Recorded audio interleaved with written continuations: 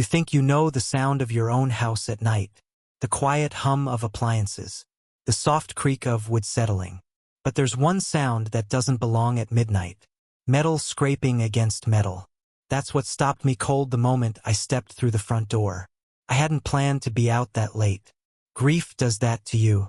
Some nights you just drive until the memories quiet down. My father had been gone 6 months, but his presence still filled the house. Especially the safe he installed himself. The one thing he trusted me with. So when I heard that sound upstairs, my first thought wasn't panic. It was disbelief. Who would even be near that safe? I moved slowly, every step heavier than the last. And with each one, a thought kept pounding in my head. This inheritance wasn't just money. It was the last thing my father left me. The last proof that he was here, that he mattered. I rounded the corner, and that's when I saw my wife, standing at my late father's safe, opening it. And in that moment, I realized I wasn't about to uncover a secret. I was about to discover a choice she'd already made. Why was she so calm? That was the first thing that hit me. Not guilt, not panic. Calm. My wife, Emily, stood in front of my late father's safe like she belonged there. Like this was just another Tuesday night chore. The safe door was open, wide open. Inside, the envelopes my father labeled in his careful handwriting were stacked neatly on the bed. I didn't say her name right away. I just watched. She moved with purpose. Slow, precise, as if she'd rehearsed this moment. And that's when something colder than anger settled in my chest. This wasn't impulsive. This wasn't a mistake. You don't accidentally crack a safe you were never meant to touch. That safe had been installed by my father himself. He'd shown me the combination years ago, his voice serious, almost ceremonial. This stays between us, he said. No one else. Ever. So how did Emily know? I stepped forward. The floorboard creaked. She froze. Our eyes met in the mirror above the dresser. For half a second, something flickered across her face. Not fear. Recognition. Like she'd known this moment was coming eventually. I asked the only question that mattered. She exhaled slowly, closed the safe and turned to face me. No apology. No explanation yet. Just a look that said she'd already decided how this conversation would go. And then she spoke. And with one sentence, she turned my grief into something else entirely. She didn't raise her voice. She didn't rush her words. That almost made it worse. He needs it more than you, she said, like she was stating a fact. Like gravity. Like something obvious I'd somehow failed to grasp. I remember blinking, genuinely unsure if I'd heard her correctly. Who was he? Of course I knew. Jason, her son. 24 years old. Always between jobs. Always one bad break away from needing help. At least that's how she framed it. I asked her if she was serious. She sighed, the way someone does when they think they're dealing with a child. She told me Jason was struggling, that he'd made mistakes, that he just needed a break. And then she said something I still hear in my sleep. You're stronger than him. You'll be fine. Stronger.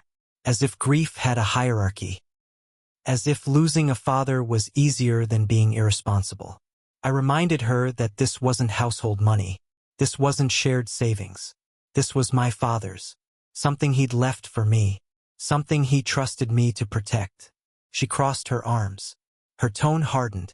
If it comes down to you or my son, she said, I'll choose my son. Every time. No hesitation. No regret. I felt something crack then.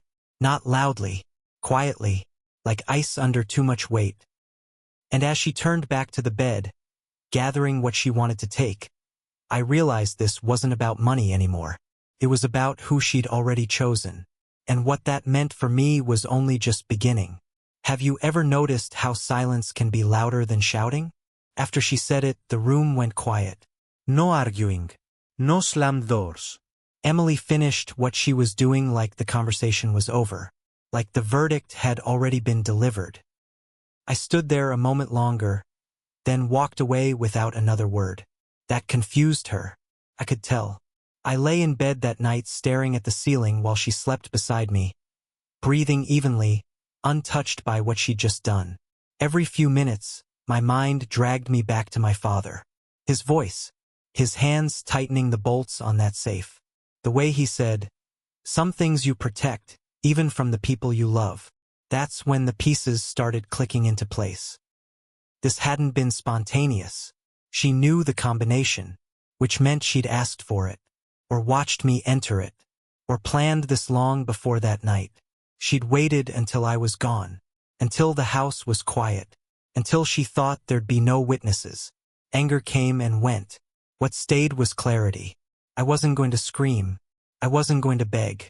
And I definitely wasn't going to be fine the way she expected. I waited. I listened to the clock, to her breathing, to the dark hours thinning out. Just before dawn, I got up. No confrontation. No drama. I grabbed my phone, my jacket, and the one thing she never thought I'd use against her. And as the sky started to lighten, I made a decision that would shift everything in this house forever. Morning has a way of exposing things people hope stay hidden. Emily woke up confident. I could tell by the way she moved around the kitchen, humming softly, pouring coffee like the night before had never happened.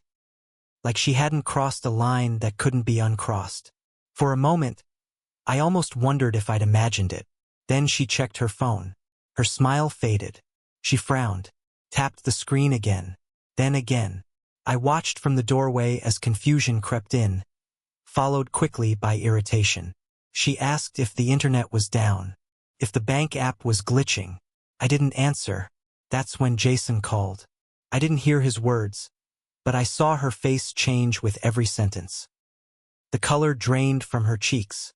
Her free hand gripped the counter like she needed it to stay upright. She kept saying the same thing over and over. "That can't be right. Try again." She hung up and turned to me, eyes sharp now, accusatory. "What did you do?" she asked. I told her calmly that the inheritance was secured, that nothing could be touched without my approval, that the accounts tied to my father's estate were frozen pending review. Perfectly legal, perfectly deliberate.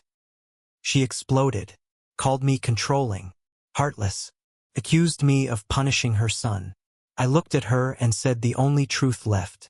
"You chose sides last night. I just respected your choice."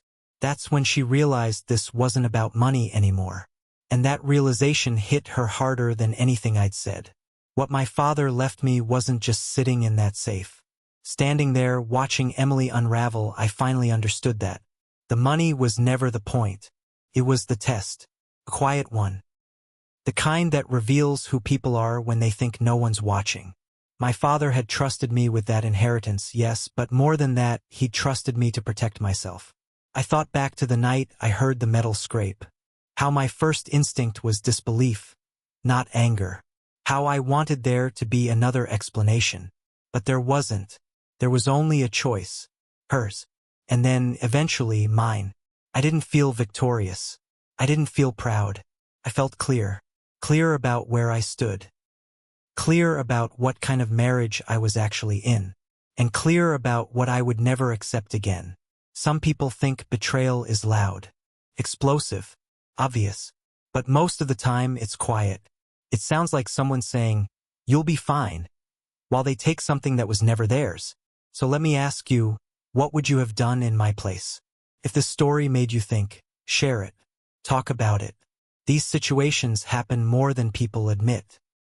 And sometimes the hardest thing isn't letting go of money. It's letting go of who you thought someone was.